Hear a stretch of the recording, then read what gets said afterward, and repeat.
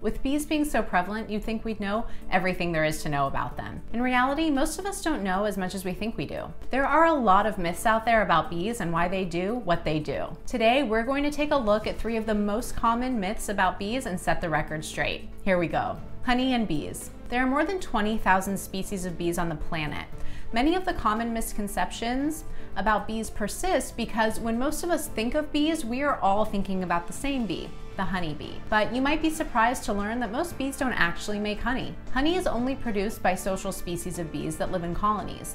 They make the honey to feed the brood and queen during the winter months. Most bee species are solitary, meaning that they do not live in colonies or in hives with hundreds or thousands of other bees. They use nectar and pollen to make the food they need to keep their young alive. And here's another interesting fact. Some species of wasps also make honey. Nighttime stinging. Many people believe that bees can't see at night or they simply aren't able to sting in the dark. Although we might hope this is true, the fact is that honeybees are perfectly capable of stinging you at night. The reason many people believe this myth is because bee stings at night are relatively rare. In the evening, honeybees typically retire to their nests. They stop gathering pollen and nectar and rest in preparation for the next day's work. The cooler temperatures keep the bees in the hive or clustered around it until the next day. With the bees tucked away in their home, they are far less likely to sting humans at night. However, if you decide to bother the nest, they will not hesitate to sting, so be careful. A dangerous misconception.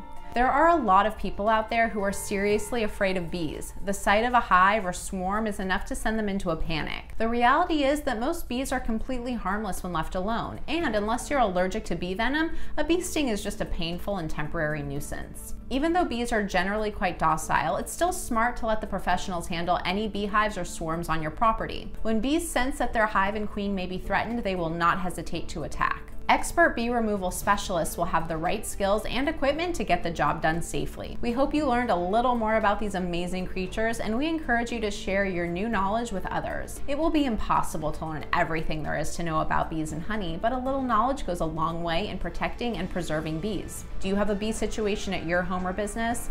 Give us a call. We love to help our customers learn more about bees and keep their properties and families safe from bee infestations. And so you know, we specialize in removing bees using natural processes and without the use of chemicals. When you have a swarm or hive on your property, call D-Tek Live Bee Removal for professional live bee removal at 760-224-3040 or visit us on the web.